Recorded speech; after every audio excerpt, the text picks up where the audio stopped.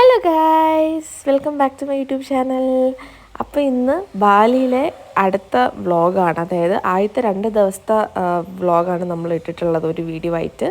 അപ്പോൾ ഇത് രണ്ടാമത്തെ വ്ളോഗാണ്, ഡേ 3 ആണെന്ന് ബാലിയിൽ വന്നിട്ടുള്ള.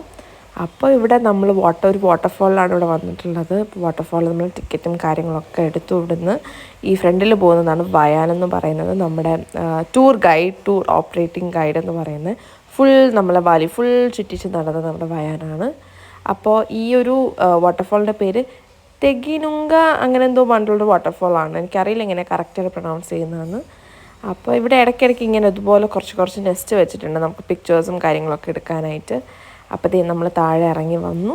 ഇതാണ് വാട്ടർഫോൾ. നല്ല ഭംഗിയുള്ള വാട്ടർഫോളായിരുന്നു. ഒരുപാട് തിരക്കൊന്നും ഉണ്ടായിരുന്നില്ല, പക്ഷെ കുറച്ച് ആൾക്കാരൊക്കെ ഉണ്ടായിരുന്നു. അപ്പം ഞാൻ അങ്ങോട്ടേക്ക് ഇറങ്ങിയില്ല. എനിക്കെന്തോ അത് ഭയങ്കര ഒരു സേഫ് ആയിട്ട് തോന്നിയില്ല. ഒന്നാം തരം ആരും ഇറങ്ങുന്നുണ്ടായിരുന്നില്ല.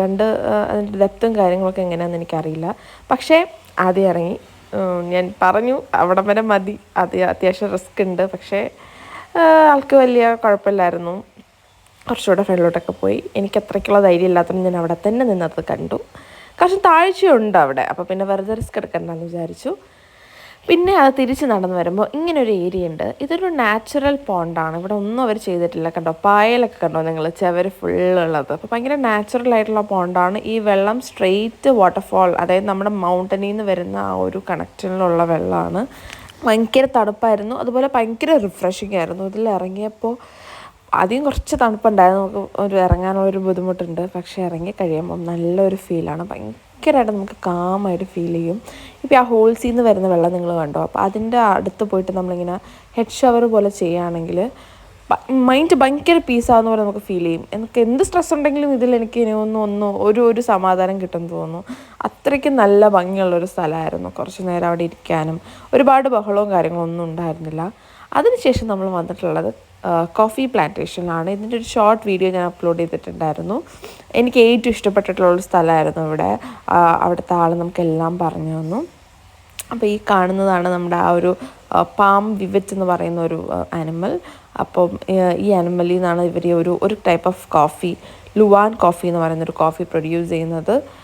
ആ കോഫി പ്രൊഡ്യൂസ് ചെയ്യുന്നത് എങ്ങനെയാണെന്ന് വെച്ചാൽ, ഈ ആനിമലിന് കോഫി ബീൻസ് ഫീഡ് ചെയ്തിട്ട് അത് അവർ പൂപ്പായിട്ട് അവർ വരുമ്പോൾ അതെടുത്ത് അത് ഡ്രൈ ചെയ്ത് വറുത്തൊക്കെയാണ് അവരത് ഉണ്ടാക്കുന്നത്.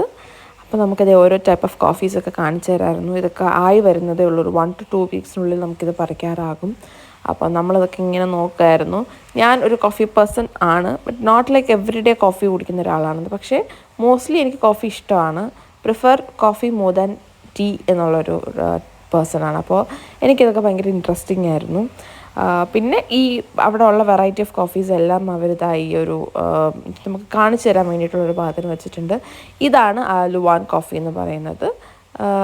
അപ്പം ഇത് മണത്തപ്പോൾ നോർമൽ മണം. എനിക്ക് കുറച്ച് ഇതുണ്ടായിരുന്നു, ഇത് എന്തായിരിക്കും എന്നുള്ളത്. പക്ഷേ നോർമൽ കോഫിയുടെ മണം തന്നെയായിരുന്നു. അങ്ങനെ നമുക്ക് വെറൈറ്റി ഓഫ് കോഫീസ് ട്രൈ ചെയ്യാനായിട്ട് കൊണ്ടുവന്നിട്ടുണ്ട്. Bali coffee, Bali cocoa, ginseng coffee, lemongrass tea, coconut coffee, ginger, vanilla, അങ്ങനെ ഒരുപാട് ഫ്ലേവേഴ്സ് ഉണ്ടായിരുന്നു. റോസല്ല ടീ, ഇതെല്ലാം കോഫിയുടെ ഫ്ലേവേഴ്സാണ്. പിന്നെ മാംഗോസ്റ്റീൻ, ടേമറിക്, അപ്പം ലെമൺ, ഇങ്ങനെ ഇത്രയും ഉണ്ടായിരുന്നു. ഒരുപാട് നമുക്ക് എല്ലാം കൂടെ കഴിച്ചിട്ട് അവസാനം ടേസ്റ്റ് ചെയ്താന്ന് കൺഫ്യൂഷൻ ആവുന്ന രീതിക്കായിരുന്നു. പിന്നെ ടപ്പിയോക്ക വെച്ചിട്ട് അവർ നമ്മുടെ മരിച്ചിനി വെറ്റിലായിരുന്നു ഇതിനോട് കോമ്പിനേഷനായിട്ട് തന്നിട്ടുണ്ടായിരുന്നത്. അപ്പോൾ എനിക്ക് ഇതിലെല്ലാത്തിലും ഏറ്റവും ഇഷ്ടപ്പെട്ടിട്ടുള്ളത് ബാലി കൊക്കോ നല്ലതായിരുന്നു, പിന്നെ റോസല്ല നല്ലതായിരുന്നു, മാംഗോസ്റ്റീ നല്ലതായിരുന്നു. ഇത്രയാണ് എനിക്ക് ഏറ്റവും ഇഷ്ടപ്പെട്ടത്. പിന്നെ അവർ വേറൊരു കപ്പിൽ കൊണ്ടുവന്നിട്ടുള്ളത് നമ്മുടെ ലുവാൻ കോഫിയാണ്. നമ്മുടെ ഈ ഒരു അനിമലിൽ നിന്ന് അവർ ഉണ്ടാക്കിയെടുക്കുന്ന ആ ഒരു കോഫിയാണ്. ഞാനത് ട്രൈ ചെയ്ത് നോക്കിയില്ല. എനിക്ക് സ്മെല്ല് ചെയ്തപ്പോൾ ഭയങ്കര ബിറ്ററായിട്ട് അത് ഫീൽ ചെയ്തു. എനിക്കത് ട്രൈ ചെയ്യാൻ പറ്റിയില്ല. ഇതായിരുന്നു അവിടുത്തെ ഏറ്റവും സ്പെഷ്യൽ. ആൻഡ് കോഫി പ്രോപ്പറായിട്ട് ഇങ്ങനെയാണ് ഉണ്ടാക്കുന്നത് എന്നുള്ളത് ഞാൻ കേട്ടിട്ടുണ്ട്. ഇങ്ങനത്തെ ഒരു ടൈപ്പ് ഓഫ് കോഫി ഉണ്ട് എന്നുള്ളത് കേട്ടിട്ടുണ്ട്. പക്ഷേ എനിക്കത് ട്രൈ ചെയ്യാൻ പറ്റുന്നുണ്ടായിരുന്നില്ല. അത്യാവശ്യം കോസ്റ്റ്ലിയാണ് ആ കോഫി, പ്ലസ് നല്ല ബിറ്ററുമാണ്. അപ്പോൾ നമ്മൾ ബ്രൗൺ ഷുഗർ മേടിച്ചില്ല, ബ്രൗൺ ഷുഗർ അവിടെ ഉണ്ടായിരുന്നു. അവരെ കയ്യിൽ നിന്ന് അത് വാങ്ങിച്ചിട്ട് നമ്മളതൊന്ന് കുറച്ചുകൂടെ ആഡ് ചെയ്തു ഷുഗർ. അങ്ങനെ അതൊക്കെ കഴിഞ്ഞിട്ട് ഇതിൻ്റെ മേക്കിംഗ് സെക്ഷനിലോട്ട് നമ്മൾ പോയി. ഇതാണ് ഇതിൻ്റെ മേക്കിംഗ് സെക്ഷൻ. അപ്പം ആദ്യം നമ്മൾ ആ ഉണക്കിയ കോഫി ബീറ്റ്സ് നമ്മളിങ്ങനെ പൊടിക്കും. ആ ഒരു വറുത്തിട്ട് നമ്മളിങ്ങനെ പൊടിച്ചെടുക്കും. ആ പൊടിച്ചെടുത്തതാണ് കോഫി സ്ട്രെയിറ്റ്. ആദ്യം ഉണക്കുക, പിന്നെ വറുക്കുക, പിന്നെ പൊടിച്ചെടുക്കുക. ഇതിന് ശേഷം ഇവർക്കൊരു സ്റ്റോറുണ്ട്. ഇത് ഈ ഒരു പ്രോഡക്റ്റ്സ്, ഇവരുടെ പ്രോഡക്റ്റ്സ് എന്ന് പറയുമ്പം ഇവരിതിൽ നിന്ന് കോഫിയിൽ നിന്ന് ഇവർ പെർഫ്യൂം ഉണ്ടാക്കും, ഓയിൽ ഉണ്ടാക്കും, ക്രീംസ് ഉണ്ടാക്കും, ബോഡി ക്രീംസ്, ഫേസ് ക്രീംസ്, ഇതൊക്കെ ഉണ്ട്. പ്ലസ് നമ്മുടെ കോഫിയും. അപ്പോൾ ഇവിടെ തന്നെ വരണം നമുക്ക് ട്രൈ ചെയ്യുന്നുണ്ടെങ്കിൽ. കാര്യം ഇവർക്ക് ഓൺലൈനായിട്ട് സെല്ലിംഗ് ഇല്ല. പ്ലസ് വേറെ ഷോപ്സ് ഒന്നും ഇവിടെ നിന്ന് അങ്ങനെ സെല്ലിംഗ് ആയിട്ട് ഇല്ല. നമ്മളിവിടെ നിന്ന് വാങ്ങിക്കാൻ പോവുക, അത്രയേ ഉള്ളൂ. ഡയറക്റ്റ് സെല്ലിംഗ് സ്ട്രെയിറ്റ് ഈ ഒരു വില്ലേജിൽ നിന്ന് തന്നെയാണ്. അപ്പോൾ നമ്മളും കുറച്ച് കോഫീസൊക്കെ എടുത്തു, സെലക്ട് ചെയ്ത് കുറച്ച് കോഫീസൊക്കെ എടുത്തു, പേയ്മെൻറ്റൊക്കെ ചെയ്തു. പേയ്മെൻറ്റ് വെച്ചാൽ എങ്ങനെയാണ് ഇതിൻ്റെ വിലയെന്നൊക്കെ പറഞ്ഞാൽ അറിയാമല്ലോ. ബാലി ഇന്തോനേഷ്യ റുപ്പയ എന്ന് പറയുന്നത് ഈ 1 lakh എന്ന് പറയുന്നത് അറൗണ്ട് 500 റുപ്പീസിനടുത്താണ് നമുക്ക്, 500 സംതിങ് ആണ് നമുക്ക് വരുന്നത്. അപ്പോൾ ആ ഒരു റേഞ്ച് തന്നെയാണ്. എനിക്ക് തോന്നുന്നൊരു 300-400 റുപ്പീസ് ഇന്ത്യൻ മണിയൊക്കെ വരും. സ്റ്റാർട്ടിങ് റേഞ്ച് എന്ന് പറയുന്നത് ഒരു 80,000 മുതലാണ്. അങ്ങനെ അതൊക്കെ കഴിഞ്ഞ് നമ്മളിത് വന്നിട്ടുള്ളത് റൈസ് ടെറസിലാണ്. അപ്പോഴത്തേക്ക് ഉച്ച സമയമായി. ഞാൻ ഓർത്ത് എന്തെങ്കിലും കഴിച്ചിട്ട് ബാക്കി പരിപാടി ചെയ്യാമെന്ന്. അങ്ങനെ ഞാൻ റൈസും പ്രോൺസിൻ്റെ ഒരു ഇതുമാണ് പറഞ്ഞിട്ടുള്ളത്. ഇവിടെ റൈസ് ഭയങ്കര സ്പെഷ്യലാണ്. റൈസും കറിയാണ് ഇവിടുത്തെ ഏറ്റവും സ്പെഷ്യലായിട്ടുള്ളത്.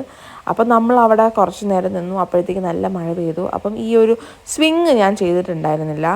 ആ ഒരു മഴയുള്ളതുകൊണ്ടും എനിക്കെന്തോ ഇങ്ങനത്തെ കാര്യങ്ങളൊക്കെ കുറച്ച് ഡേഞ്ചറസ് ആണെങ്കിൽ, അല്ലെങ്കിൽ കുറച്ച് പ്രിക്കോഷൻസ് എടുക്കണമെങ്കിൽ ഞാൻ ചെയ്യാതിരിക്കും.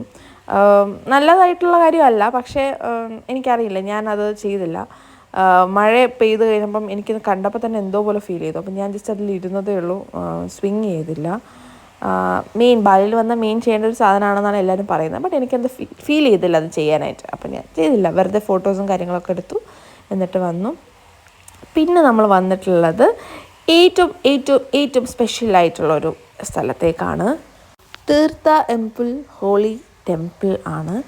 അപ്പോൾ ഇവിടുത്തെ സ്പെഷ്യാലിറ്റി എന്ന് പറഞ്ഞാൽ നമുക്കത് ഈ ഒരു സറങ്ക് എന്നാണെന്ന് തോന്നുന്നു എന്നെ പ്രൊണൗൺസ് ചെയ്യുന്ന ആ ഒരു ക്ലോത്ത്, അത് കെട്ടിയിട്ട് മാത്രമേ നമുക്ക് അകത്ത് പ്രവേശിക്കാൻ പറ്റുള്ളൂ. അത് കഴിഞ്ഞ് നമുക്ക് ഇവിടുന്ന് ഒരു ചെറിയൊരു ഓഫറിങ് തരും. ആ ഓഫറിങ് നമുക്ക് പൈസ കൊടുക്കണം. എനിക്ക് തോന്നുന്നു 5,000 ആണെന്ന് തോന്നുന്നു. എവിടെ ഇന്തോനേഷ്യ റുപ്പയ, ഇന്ത്യൻ റുപ്പീസ് എനിക്ക് തോന്നുന്നു അതൊരു ഓൾമോസ്റ്റ് ഒരു 100 റുപ്പീസിനകത്ത് അത്രേ വരുള്ളൂ. അങ്ങനെ ഞങ്ങൾ ആ ഓഫറിങ്സ് ഒക്കെ ചെയ്തതിന് ശേഷം ഹോളി സ്പ്രിംഗ് വാട്ടറിൽ പോയിട്ട് അവിടെ ഒരു സ്നാനം എന്ന് നമുക്കതിനെ പറയാം.